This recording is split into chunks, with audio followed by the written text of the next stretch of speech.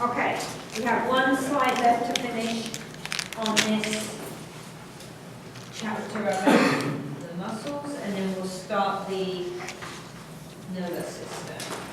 Okay. All right, so we were looking at what happens in the muscle if I do endurance training, what adaptations do I see, what adaptations do I see if I do resistance training, and then the next piece of information is looking at what happens if I want to do both. Right? What if I want to do strength training, but I also want to do aerobic work because I'm interested in cardiovascular fitness, or I know that aerobic work is going to help me to lose fat mass, right? So the literature here is a little bit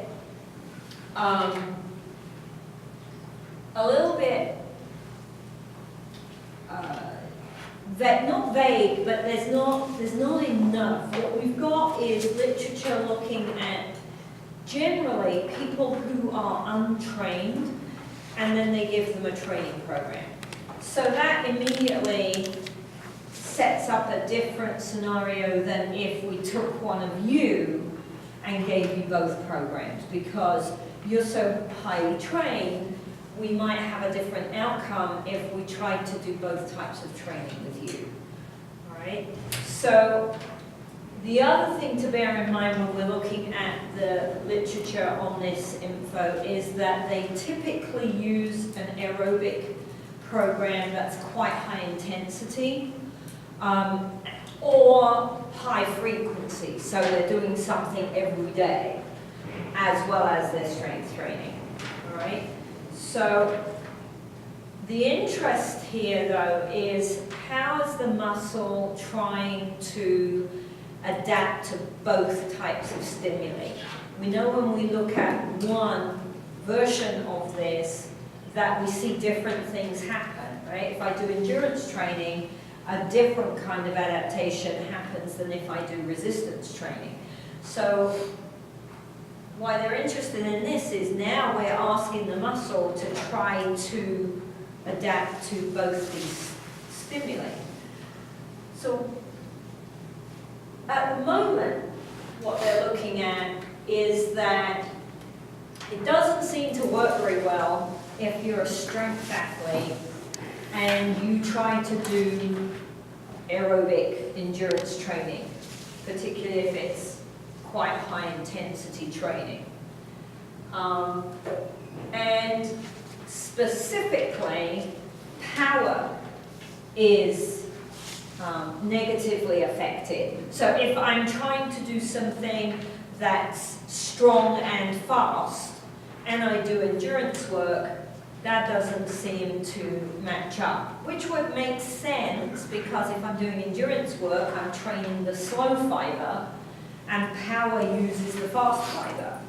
So it makes sense that that's what we see. And therefore, because of the power being affected, then we see actual performance in anaerobic events. So sprint events, throwing events, seems to be decreased if I'm trying to do endurance work at the same time. If I flip them around though, if my priority is the endurance work and I add strength training, we don't see impact on our endurance capabilities. So if I'm a long distance runner or I'm a cyclist, it seems to be quite safe to add some strength training. It's not going to impact my endurance performance. But if we look at it the other way around and I'm a power athlete, then doing the endurance work does seem to impact performance. Does that make sense? We don't have a lot of information, so these studies, these studies are observation. They're looking at the outcome of the training program. What we don't have so much of is one or two, but we don't have a lot of research that says, well, what's actually happening at the cellular level in the muscle fiber. So again, we said that if we do resistance work, type 2 fibers get bigger, type 1 fibers get bigger, type 2 fibers respond more because they're doing most of the work, right? But we see an increase in cross-sectional area, in diameter, in both types of fibers if we do resistance work. If we do endurance work, though, we actually see a decrease in cross-sectional area and the diameter for the type 1 fibers. When we look at combining these two programs, what they've seen is that not a lot seems to happen in the type 1 fiber.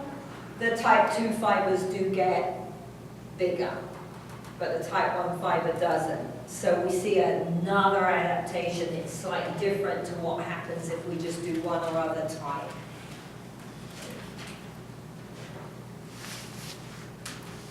We don't know the answer to what happens if the program's really well designed. Right? Or what happens if I'm using an elite athlete rather than a beginner or someone who's untrained. Right?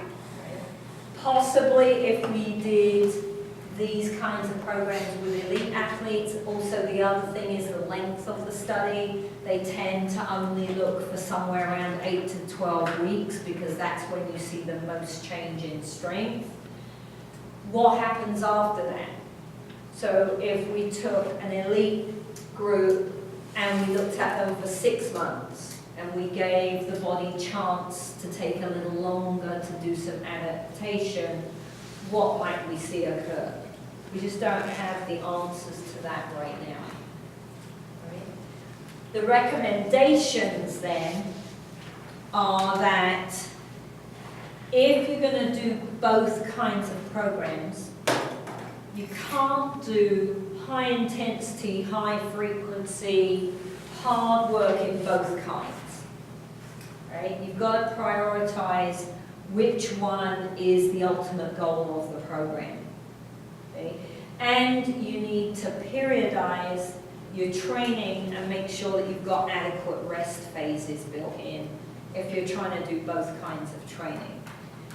If you are a strength athlete or a power athlete, then the recommendation is you should limit any high intensity aerobic work that you do, because it clearly, at least from what we know right now, clearly has a negative impact on that kind of work. So if the goal is to get stronger or to get more powerful, then you can't do a lot of aerobic work. Right? Now, high intensity aerobic work. So I can go walking, right?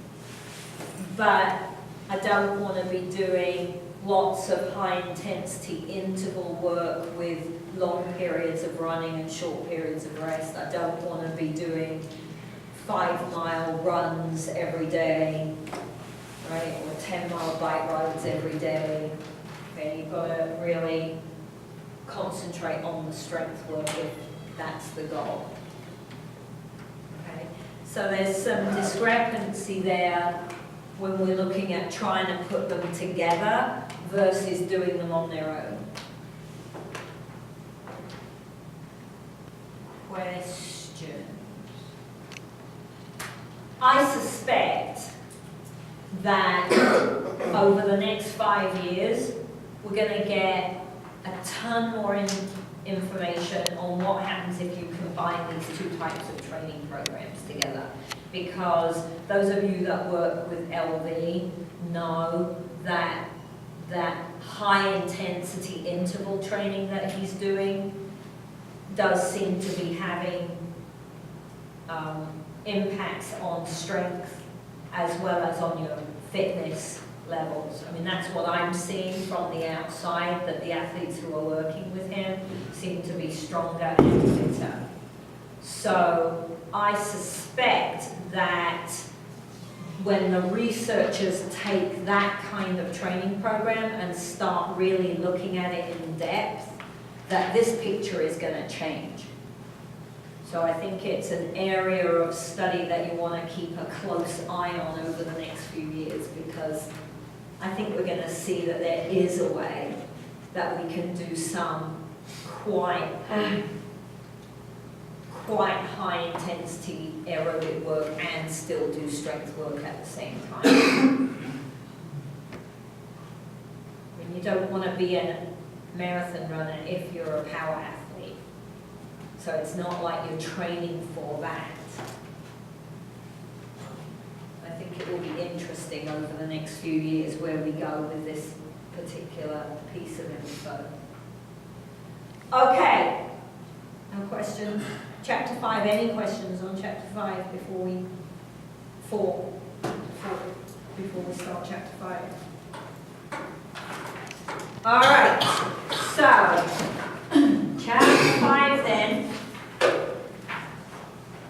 is to do with the nervous system, all right? And the first question on chapter 5 is, do motor neurons, so a motor nerve, do they have a long or a short axon? Does a motor neuron have a long or a short axon?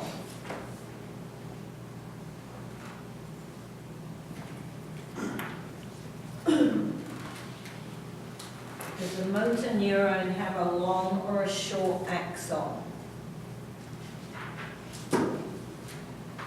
All right, question 2.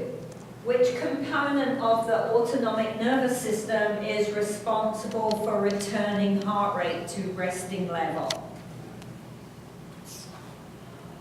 Which component of the autonomic nervous system is responsible for returning heart rate to resting level? Since I'm feeling very generous, the components are the sympathetic or the parasympathetic nervous system. And which of those is responsible for returning heart rate to resting level after we've exercised?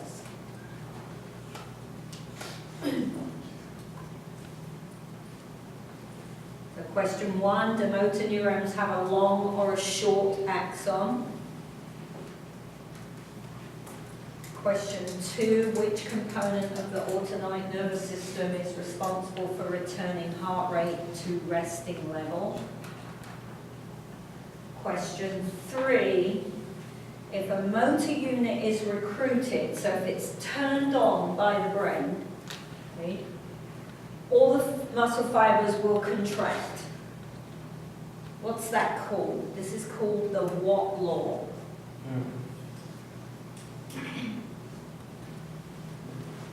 What's that rule called? So if I turn on the motor unit, all the fibers attached to that unit are going to contract. What's that called?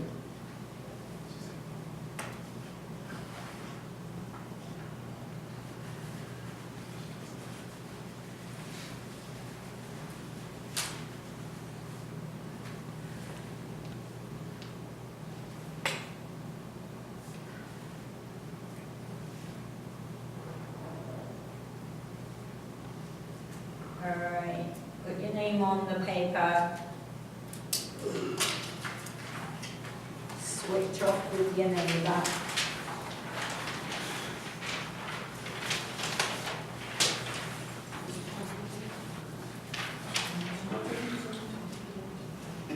Okay, alright, 1 point each, so we're looking at a 3.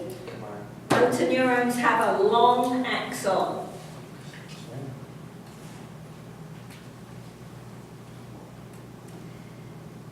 The parasympathetic nervous system is responsible for returning heart rate to rest. Does a spelling count? Does spelling count? No. Okay. It's not a spelling test, as long as it's legible. And And the rule for turning on the motor unit and the muscle fibers contracting is called the all or none law.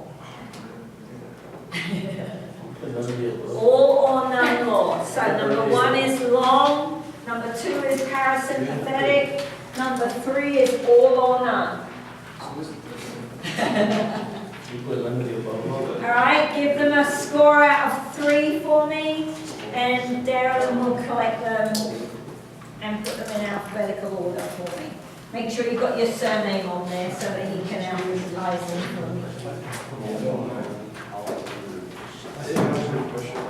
Okay, so when you are looking at the learning objectives at the beginning of this chapter, all right, 2, 3, and 4 are basically A and P characteristics, all right?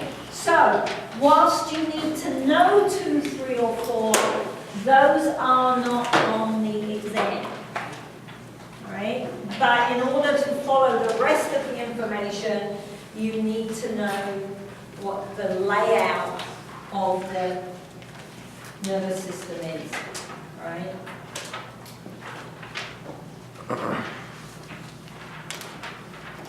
Okay, all right, so what does the nervous system do? Okay,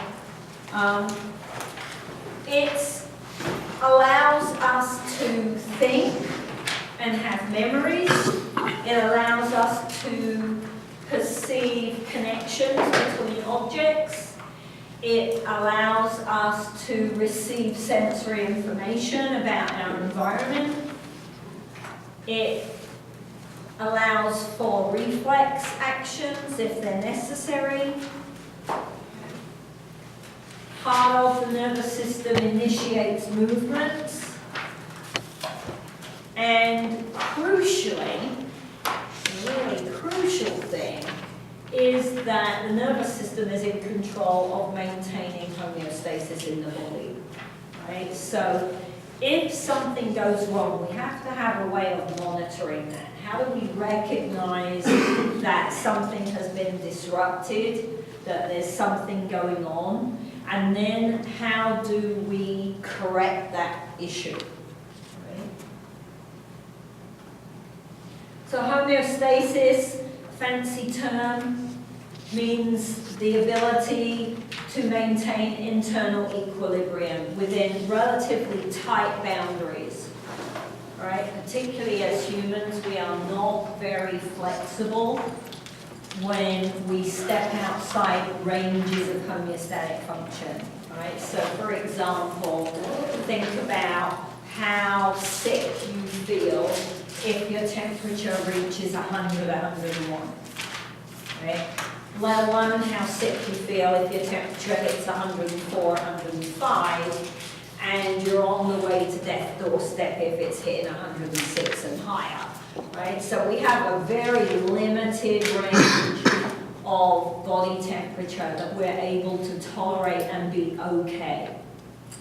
98.6 is our bandy around average number for body temperature, right? Actually, what you'll find is that you fluctuate a little bit during the day. It doesn't stay at 98.6 for the whole day.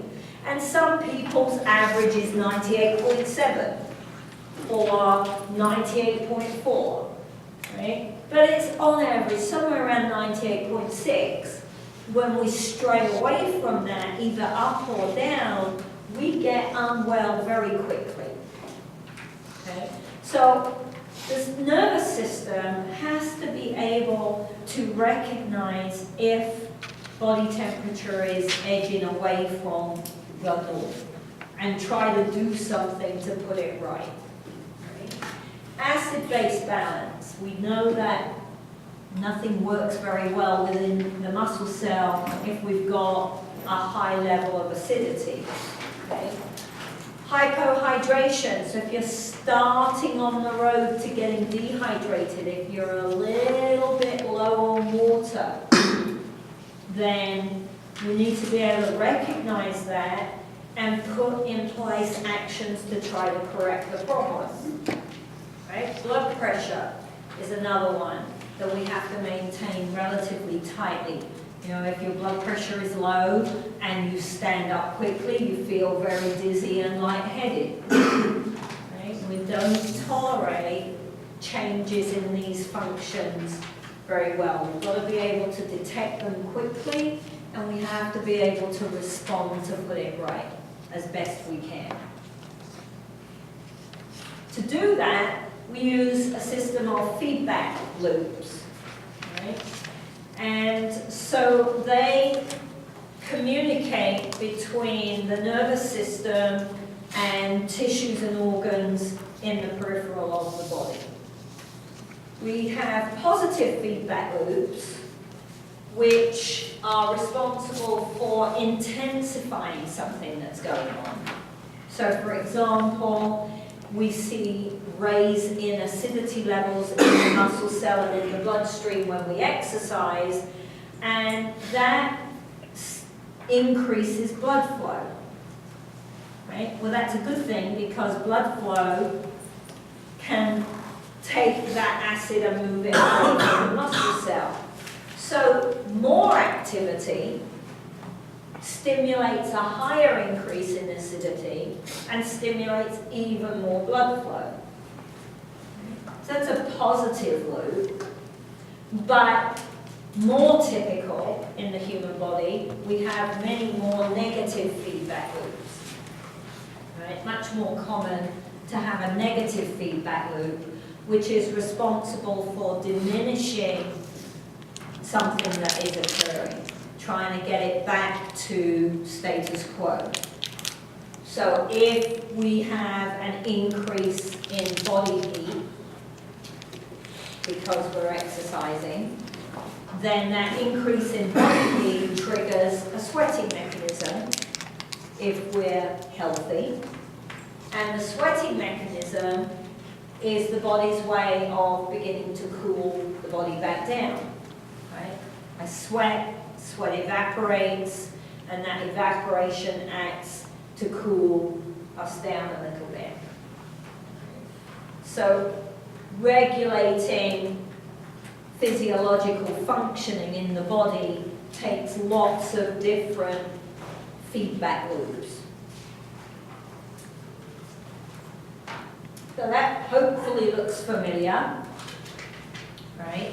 A typical neuron, there's lots of different types of neurons. They develop and they look, the way they develop and look depends upon the job that they're doing. So a motor neuron is going to look something like this, but if it's a sensory neuron, it'll look a little bit different. Right? So a neuron is an electrically excitable cell.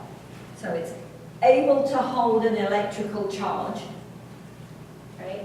And it can initiate a charge down the axon, it can receive charges via the dendrites, and it's able to transmit information around the body. Right? So my dendrites, right, are all the little twiggy bits up the top here. Okay? They're talking to another nerve that's coming in here. Right? So these dendrites, lots of different nerves could be talking to this one nerve. Then you've got the cell body. As the cell body projects into the axon, you have what we call an axon hillock that they haven't put into this diagram. And then you've got the axon that then branches to talk to the next nerve, or in our case, we're going to look at it's going to talk to the muscle. Right? So it's going to either talk to another nerve cell or it's going to talk to the target tissue.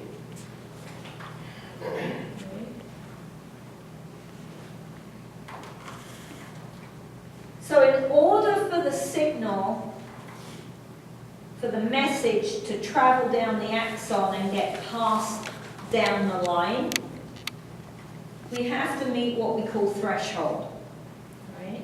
So threshold is the amount of stimulation that is received by the dendrites to that cell body has to meet a threshold. So all the information coming in has to meet threshold for the signal to then be generated and passed on. Does that make sense? So threshold is an important concept because I could have information coming into this nerve, but not enough information to stimulate the signal to move forwards. So how much of the signal and how quickly it comes in can make a difference as to whether or not we see the signal move on. The electrical signal, the fancy name for the electrical signal is the action potential. So you may recognize that term from when you did AMP. The action potential is just the electrical signal. The charge that's carried on. So adding up all the different charges that are coming in occurs at the axon hillock, right? So the amount of the sum of all the charges that has to meet threshold is everything that's coming in from any other nerve that is talking to this nerve.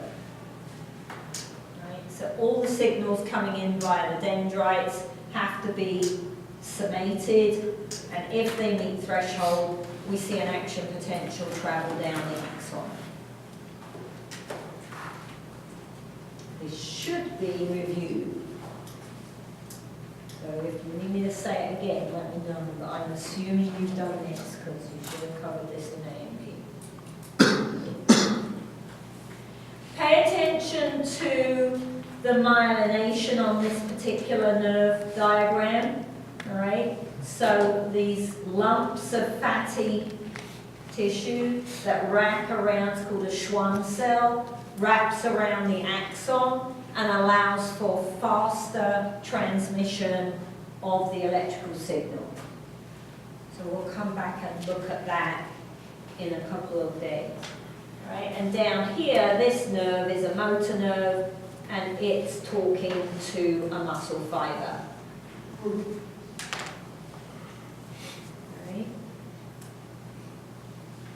So remember, we've got lots and lots of muscle fibers within one muscle. So there's more than one nerve coming in and talking to that muscle, right? And this one nerve, they've only shown one muscle fiber, but it would be talking to lots of different muscle fibers.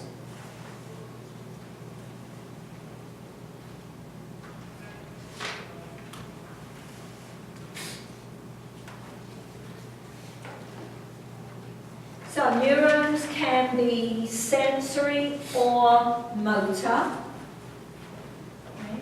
So it's either taking information from the environment and transmitting it to the central nervous system, or it's carrying the information from the central nervous system back out to the muscle to tell the muscle what to do in response to that information from the environment.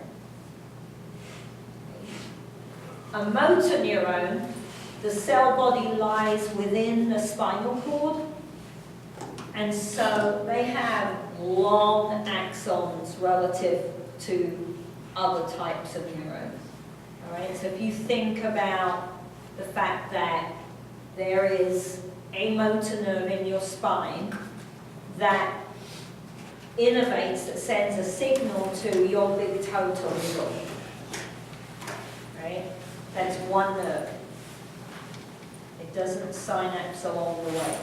So if I'm 4'5", that axon doesn't need to be very long to get to my big toe. But if I'm 7'5", that axon's got a long way to go to get to the big toe, right? Then there's a third type, which we'll come back to, which is called an interneuron. And they connect, so you find interneurons within the spine, and they allow the sensory nerve to talk directly to a motor nerve, if necessary. So they become important when we look at reflex actions and responding very quickly to a fast ball pitch.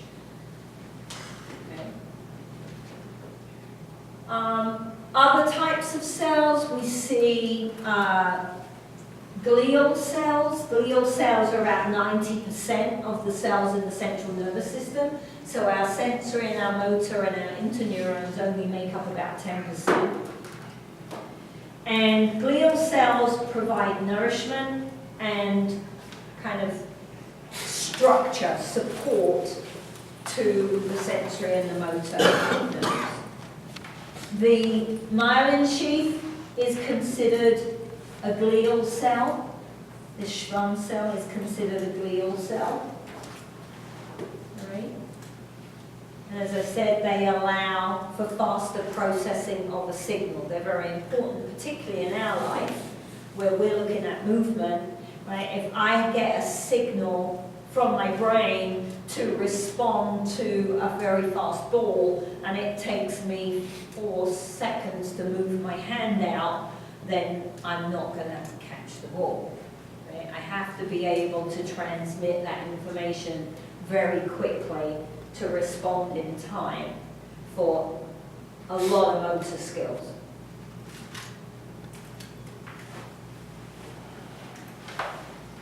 With me so far? Review, right? Okay, so what's going on at the synapse then? Right? The synapse is the point at which a nerve cell is talking to another nerve cell, or again, we're going to look specifically at the nerve cell talking to the muscle. And in that case, the synapse has a special name. It's called the neuromuscular junction. So the synapse is a point of communication between a nerve cell and another nerve cell or a muscle cell. 2 cells that can hold an electrical charge. So, the signal comes down nerve A, okay? And then it comes to a gap, which is a problem because the signal is currently electricity and the electricity can't get across the gap. So we have to change the electrical signal into a chemical signal, and we release chemical that can travel across the gap and attach at a receptor on the nerve the other side, or the muscle cell the other side. So I have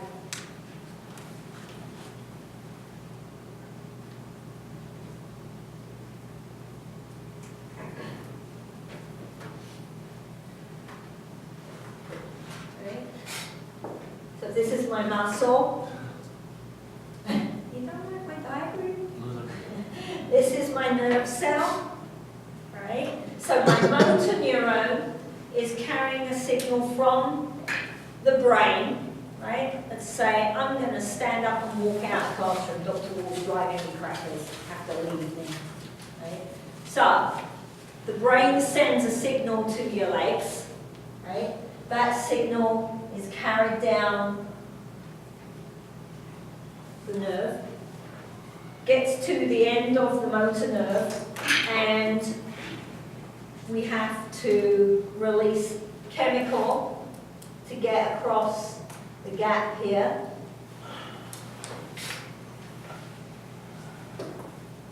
Right?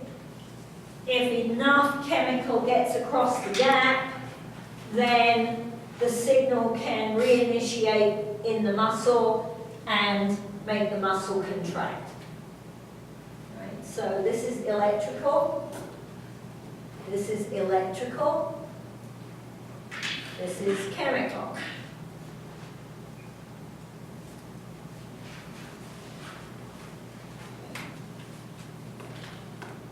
The chemical is called a neurotransmitter.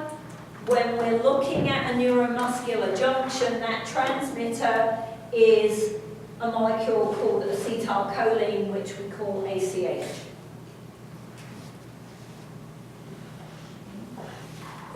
The chemical floods across the gap. On the surface of the muscle, there are little receptor sites that are specifically for acetylcholine. And so if enough receptors pick up chemical, then we see initiation of a new electrical signal across the muscle. And who remembers back to our diagram at the beginning of chapter 4, remember if I've got that electrical signal comes down the T-tubule, stimulates the sarcoplasmic reticulum to release calcium, calcium attaches to troponin, and bingo, we have muscle contraction. So I have to be able to initiate this electrical charge, this action potential, along the muscle fiber surface in order to get muscle contraction. Right? On page 113, there is, I like the cartoon version because my brain's a little simple, but there is a nice complicated diagram on page 113 if you like anatomy and physiology and complicated pictures. Right? Gives you a better idea of how this is really structured. This is very cartoonish. So, this nerve cell, in our case our motor nerve, it's called the presynaptic nerve, right? Because it's in front of the synapse. And the tissue the other side is the postsynaptic tissue. So we're looking at muscle, could be another nerve cell.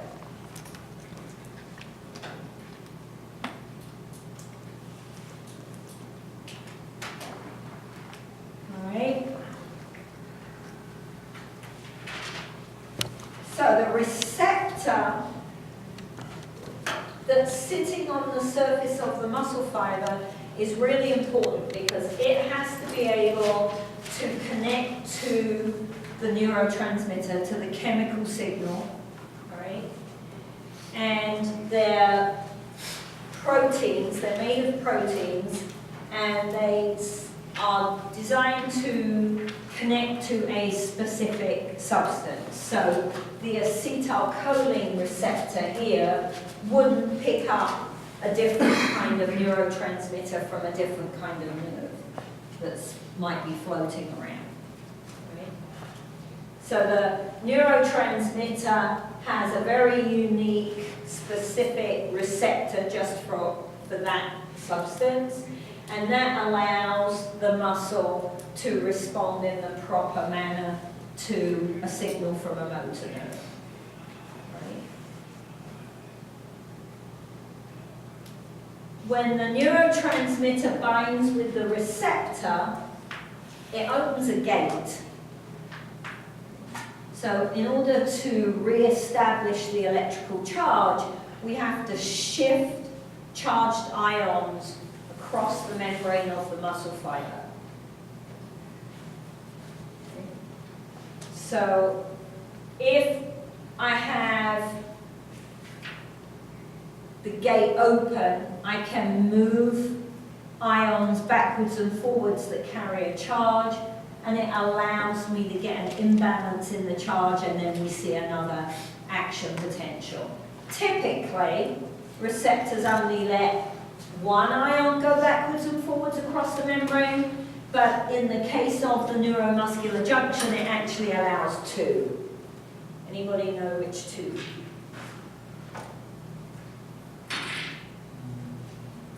Sodium? Yes, good. Potassium. done. Alright? So when the acetylcholine attaches to the muscle fiber, as it attaches, it opens a gate in the muscle fiber that allows sodium and potassium to move back and forth. So the sodium moves into the muscle cell and the potassium moves out of the muscle cell. If enough ions pass across the membrane, then we see a charge occur, and that causes the action potential.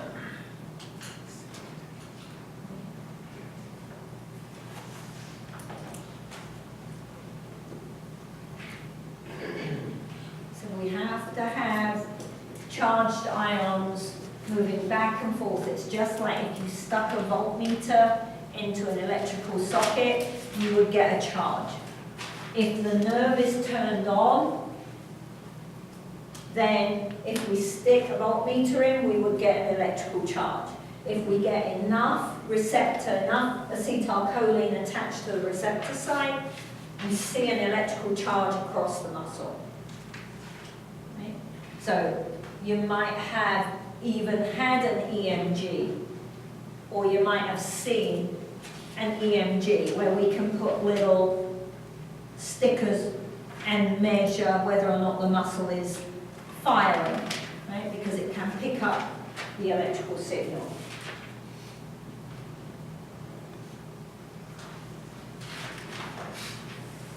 Okay, so I'm not going to spend time going through this because you should have done this, all right? Here's my nervous system, my central nervous system, peripheral nervous system, all right? And all the breakdown. Here's my parasympathetic, here's my sympathetic. Right?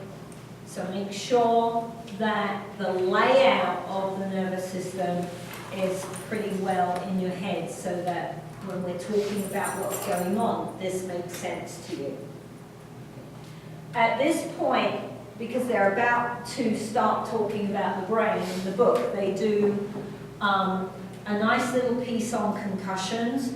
And I have an article for you that's looking at equipment and helmets, but I couldn't get it photocopied yet, so I'll try and bring it on Wednesday, just for interest. So just pay attention to the concussion information. It's a huge media item right now. There are all kinds of problems coming out because of concussions, particularly in youth athletes, right? A concussion doesn't mean that you have to have a blackout. So you can't just say, oh, well, they're unconscious, so they've got a concussion.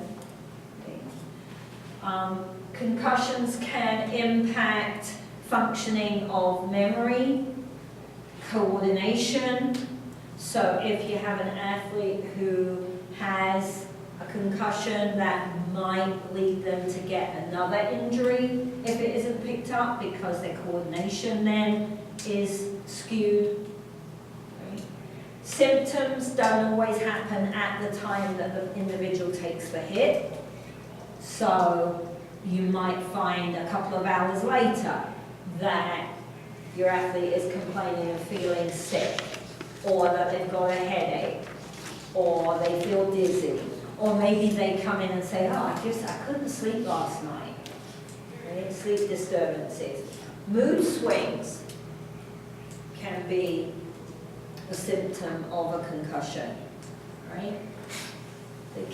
The problem, especially when we're looking at youth, but even with adults, once you've had one concussion, you're more prone to having another concussion.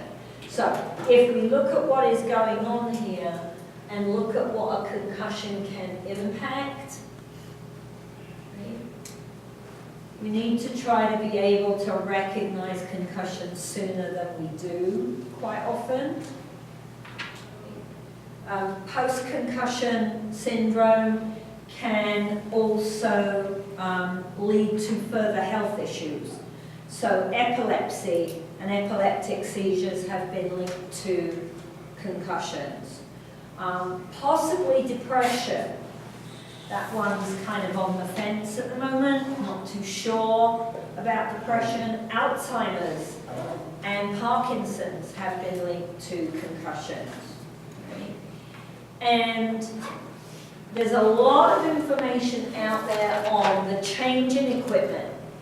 Right? If we make better helmets, can we stop concussions or lessen concussions?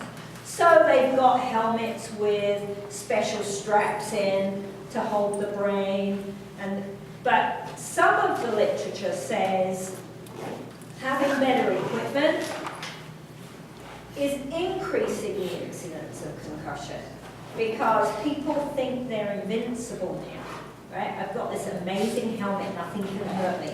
So I can go hell for leather and bang into everybody because I've got this helmet on now.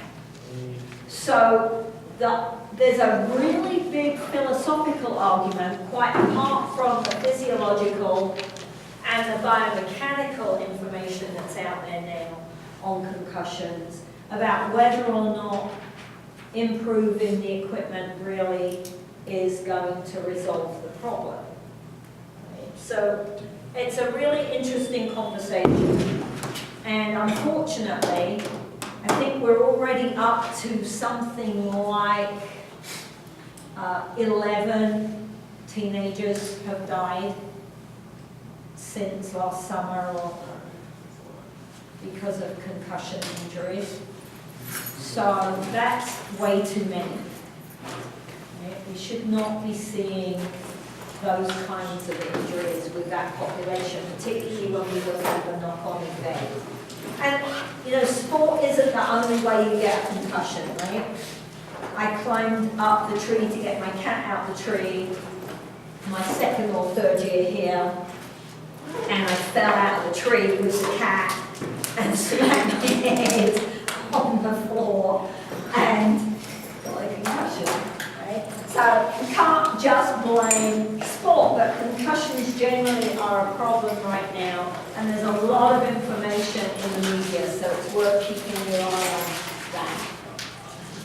All right, we'll pick up here on Wednesday.